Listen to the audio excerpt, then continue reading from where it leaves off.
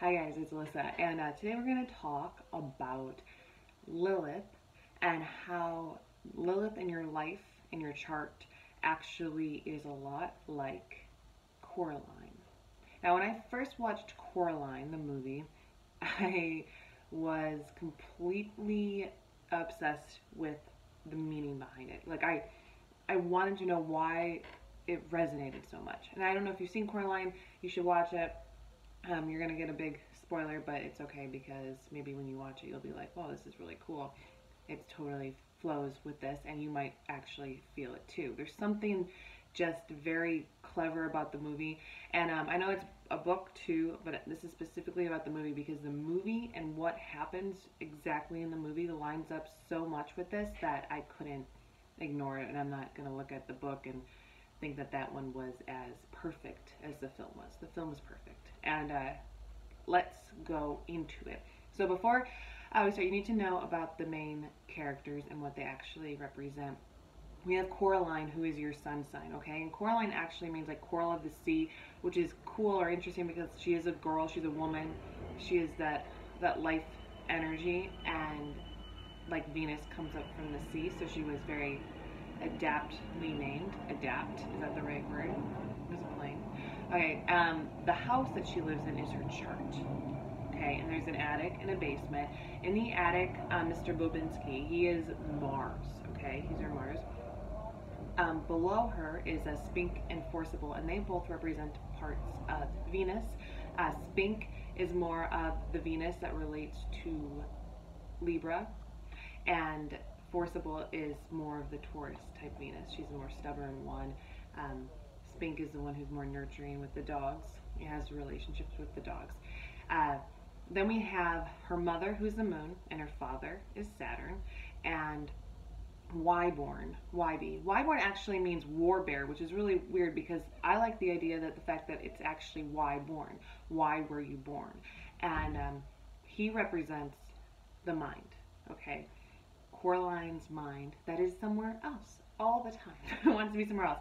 And I like to think of the mind as why we were born, connecting the two halves of our soul on one side and our life on the other side to reach alignment. And that is what Wyborn is. But Wyborn has anxiety, right? Wyborn's a little bit weird and kind of tells Coraline things that she doesn't want to hear all the time. And obviously that happens because Coraline herself, she is doing whatever she wants, which is the sun, and which is giving the mind anxiety. It's causing sort of a mental health issue. Now, Wyborn has a grandmother who lost her twin, and that would be the mind's understanding that they've been here before, reincarnation-wise. The cat is Pluto. Cats, black cats especially, you know, known as witch's familiar. The familiar goes with you between life and death, is always there, comes back, reincarnates to always be with you. That's your familiar. So then, outside of the house, we have the garden. And the garden are Coraline's roots outside her chart, or her dynasty would be her garden, okay? This is where we are trying to root ourselves in our life so that we can grow. This relates to growth and movement, by the way. The soul, the masculine part of us, is about movement, and the physical part about us is about growth. And so we have to look at this. And this is true for men and women, although men have more of a movement quality to them while women are all growth. But this is where this comes in, okay? So let's talk about the beginning of the movie. The beginning of the movie, you see that Coraline, the sun, has no freedom. She's completely restricted. She has to live in her awful chart.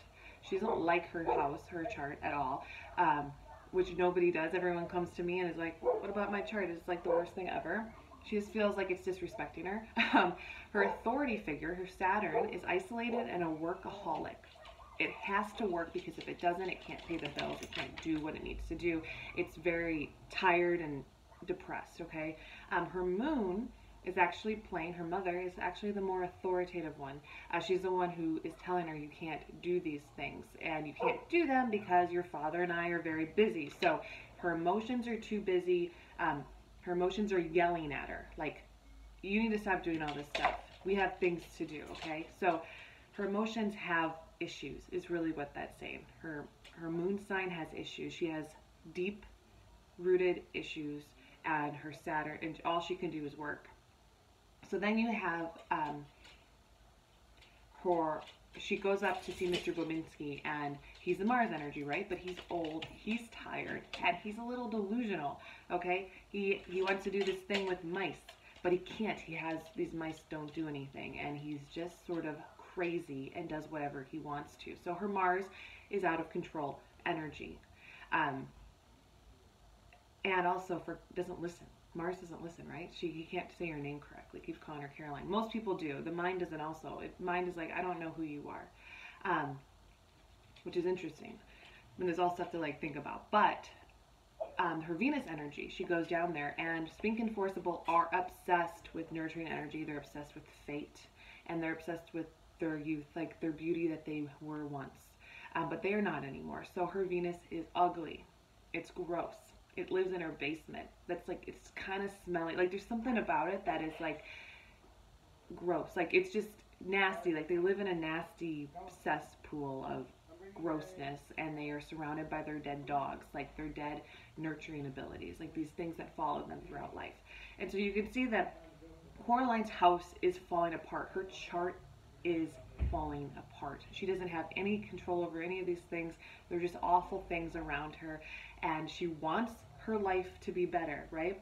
So then Wyborn, the mind, it brings her a gift. So this looks just like you. Why? It is another version of her with button eyes that could exist in a different land. And so this is what Lilith does. Lilith tempts you with something that is like you. You're like, look at you. I made you. That feels really nice for the sun, because we all have our sun sign, and that wants to be sort of revered and respected, right? And loved and given attention to. And every little kid would love a doll that looks just like them, because that is what they want. It makes them come alive to know that they can, that they could see themselves, right? That they could shine in a different form. And so she takes the doll and holds it with her everywhere she goes. Now, eventually, the doll is in front of this little door inside of her house. It's this tiny door, and she actually finds it before she has the doll. So sorry, back up. But she gets her mom to unlock it. So her mother, is the one who actually is capable of unlocking the door, but there is a wall behind it when her mom is there. Why? Because when she's focusing on her moon, her black moon can't come out. So eventually the doll takes her there.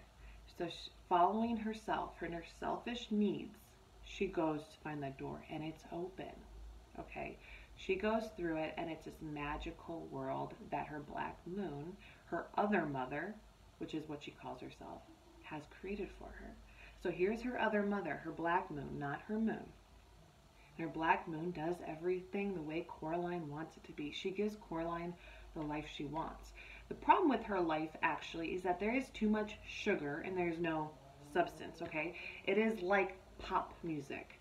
It is just all to keep you up here and high and happy, but there's nothing actually real about it. But Coraline doesn't care about that, because her life is so crappy. She's looking for anything that seems more beautiful, and for her, this feels beautiful. It feels pink, right? She's excited about it. Her other mother is very attentive, gives her everything she wants, where her moon sign was not doing that. Her moon is her emotions. It's like coming up all the time, telling her can't do these things, where the Lilith was like, you be free, sun sign. You go free, do your shit. I don't care. I love it. In fact, I set up fun things for you. Now she sends her to her father, and her father, Saturn, is no longer just tired and grinding and working all the time. No. Her father is playing the piano. He's creating things. He's making things happen. And he takes her out to her garden. And in her garden, it's already grown. Her garden in the house was a dead garden, but this one is a grown garden. She doesn't have to work on the garden. It's already there, and it already looks like her. Coraline is the garden. So this is what she has wanted to create, but she sees with her black moon that she doesn't even have to grow it. It's already there if she goes and she follows this black moon. And that's what the black moon does in our chart. It looks like if we just go to you, you'll grow our garden for us. We don't have to, because we're just going to fill our void, fill that void with sugar, stuff it down, and there it's going to be. And it's actually very interesting that it's the moon sign and the black moon that have that pull. Our own emotions are so crappy, we don't want to even pay attention or figure out why. And they're broken, actually. In Coraline, her mother got into a car accident, and so it's like there's this hurt and this pain there, and you're living with, and she can't move her head, you know, it's stiff because she got whiplash or whatever happened to her. And so the other mother is just like perfect and doesn't need any of that. She's not in pain, she's not broken, she doesn't have PTSD or any problems. She's just giving you what you want, which is you and your growth already fulfilled. No more growing, it's already there. And she can fly high, and that's what she does. She flies high with her Saturn, her new Saturn, all over everything. She can still look at the garden, but she gets to move above it. She gets to fly above it. And that's sort of like our soul leaving our body, which makes us so much more positive and happy. We don't have to deal with any of that stuff down there. We can just look at it and be like, oh, that's cool. Look what our life is creating. But we're up here not doing shit with our life. Our Lilith put together our life for us. Now, it's interesting. She meets Wyborn, the new Wyborn, cannot talk. And that makes Coraline happy too. So you think about that. Your mind now cannot talk. Your mind is quieted. And that's great, because your mind is a nag. It's just super annoying. Your mind just keeps telling you stuff. You're like, now you gotta fix this. And no, it's a nag. So meditate. Don't speak. Don't listen. Just allow your mind to be free, so it can be filled with basically sawdust, because that's what Wyborn's filled with. And so the mind is super important, because it's why, you know, you align your soul with your body, and it wants to do that. It's trying to help you do that, but when it's silenced, it is basically filling with sawdust. As too much meditation can do that. It can fill your head with, oh, this is so great, but really it's just nothing. And so then she leaves. When she comes back, she gets to go see her Mars with her silenced Wyborn. And that is an interesting part, because she goes with her mind, her silent mind, to go look at Mars. And now Mars is so high energy. She's no longer tired. And Mars has made things happen through movement, through action. He's made this beautiful mice circus. Now mice, actually, in the spiritual meaning of them, they basically live through horrible conditions and still are alive. And so you look at Mars as being our fighting energy, and the fact that these mice, they're happy, and they've gone through, they're showing how much pain, you know, they can endure and still be happy. And so it looks to her like, wow, you know, this is what action looks like. This is what greatness looks like. The fact that I can't be killed. My masculine energy can't be killed. I'm going to be able to do a lot of great things and work really hard. But then, for some reason, this makes Wyborn sad. And so he does this, you know, he's sad. And the other mother does something bad to him, because he doesn't do what he's wanted to, basically, you know. And then she just ties up his mouth and cuts off his hand, which you don't find out till later. But it's an interesting thing that he is sad. And actually, I don't know if he's sad here, but he's sad because he knows this is wrong. It's not correct. There's something icky about it. And so the mind is like, but each time that the mind can experience something's wrong about this, Lilith is capable of being like, nope, you don't need that part. We'll just take a piece out of you. No, just forget that. And that's what we do with our mind. We're like, no, wait, this seems a little off. I don't know exactly why it's off, but no. I'm doing the right thing. I'm doing the right thing. All this sugar, all this candy, all this movement, all this great stuff I can handle.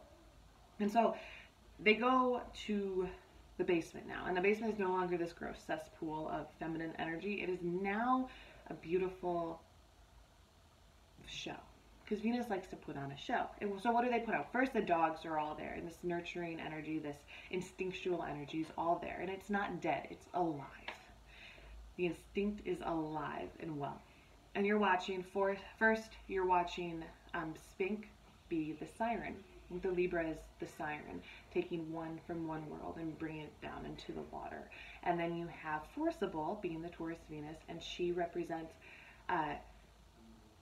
Venus itself, coming out of the water, showing herself. So the siren brings you down into the water, and Venus brings you out of the water. So there are two parts of Venus. So the water is the moon, right? So Venus going in the water, going inside the emotions, but they're both outside at this point. Venus is already gone, and the siren is not going down. There's no need to be emotions. You're in this beautiful place. So her Venus does not have to grow to be in a beautiful place. Now, they're still ugly. So what happens is that they start moving. Not growing, they start moving. And this is important, because as they move, they come out of their bodies, and they're now beautiful and young and thin. They just had to go. They just had to move, and then all of a sudden they were beautiful again. They didn't have to grow to be more beautiful. They didn't have to work on themselves at all. They were just always underneath in the first place. They just had to discover them, which is not true about Venus. Venus doesn't want to be discovered. Venus wants to grow. It wants to go in the water. It wants to be sent down into the water, feel, and then it wants to rise up beautifully. That's the idea of Venus. And so the fact that it's not doing that is actually also very interesting. So then, YB leaves, and this is actually where he's not happy. And the other mother, cuts up his arm, but you don't see that. And what happens next is that Coraline goes into there, and she's like, I never want to leave. And her other mother's like, of course you don't. Okay, so if you never want to leave, all you have to do is cut out your eyes and sew buttons on them. What does that mean? Here's a Neptune, guys. That's delusion. Purposeful blindness. Why do you want purposeful blindness? Because then you can live in happiness forever. Ignorance is bliss. You don't have to realize that this is not your world, that there's something off about it, that it's not actually correct. It looks really good, it feels really good, but there's something wrong, and your conscience is telling you that it is wrong. But if you sew off your eyes, you don't have to see, and that's how you live there forever. She runs away. First she tries to go to sleep, but she can't get out this time. This time she's locked in. Normally every time she falls asleep, she leaves, she's back in her other house. It's awful still, she goes back. This time, no. So she wakes up, she runs outside, and she's running away from the house, and she happens upon that black cat, her familiar, her Pluto. And he starts talking to her. And how can he talk to her here? Because Pluto doesn't talk to you unless it needs to.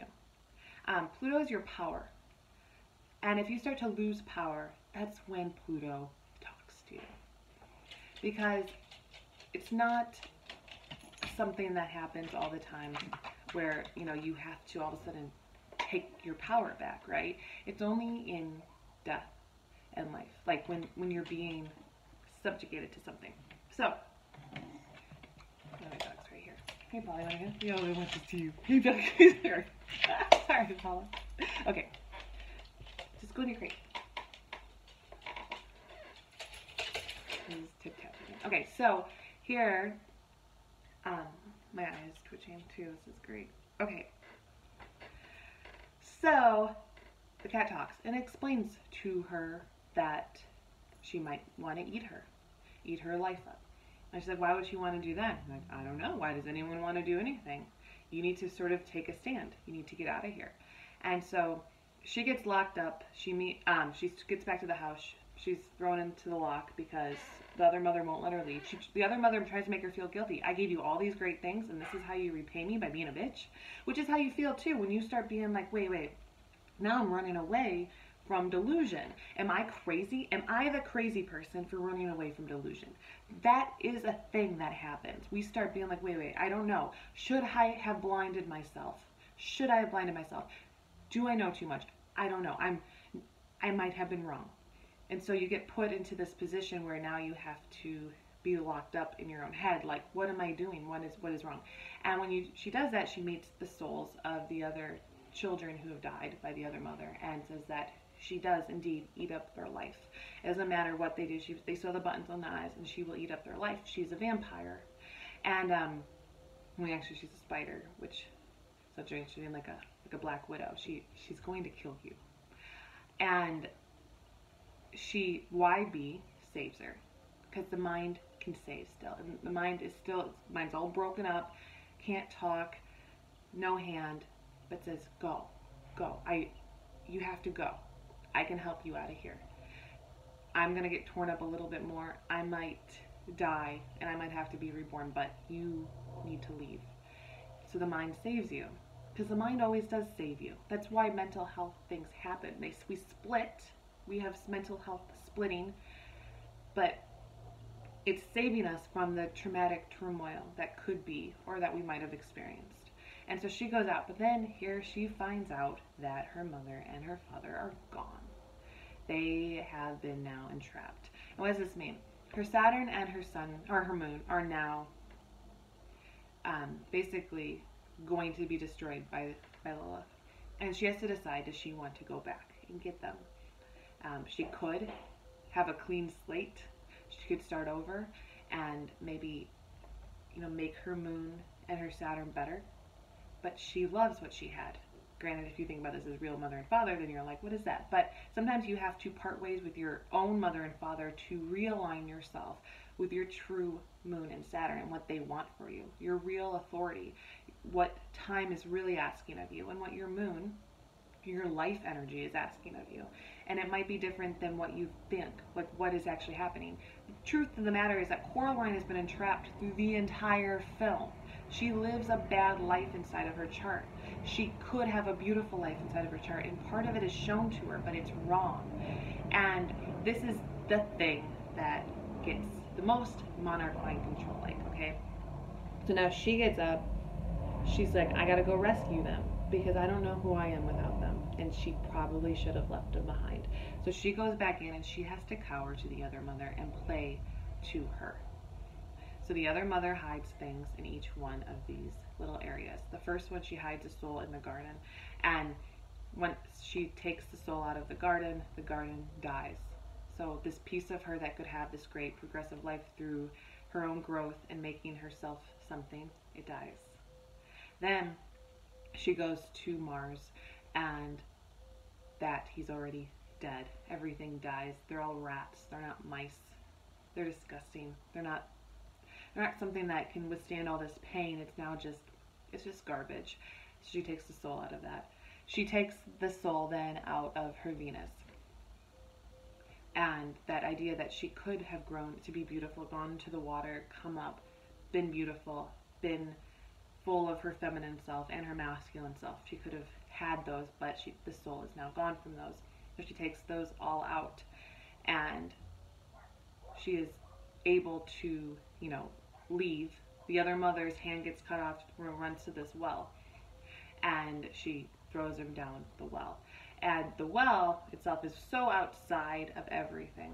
It's interesting because you can't actually get rid of her outside of you. She's still there. So it's through this well, she can never come back up again, but really it's just stuffing it down into another form of water that you're never going to pay attention to ever again. You don't want to even look at it. You didn't like it, it freaked you out, you're done. So you lock it up in a well, somewhere far away, throw away the key. Great. Now you go back home and everything is as it was. And now what are you? You're happy. What you once hated is now wonderful. And like the Wizard of Oz, when she's like, I didn't need it. It was in my own backyard. You know what that is? Mediocrity. It's all of a sudden being content with your mediocre life because you've experienced extravagance and it came with a price. And so you're willing to now find what you want in your backyard. There is no place like home. There's no reason to grow, to ascend, or to progress ever again. You can just experience your life now. And then once she does, she meets YB's mother who lost her twin. She basically understands that her mind is now disconnected, just like YB's grandmother. So just like her old self. She's done it again. This is a cycle. She's abused herself in a cycle.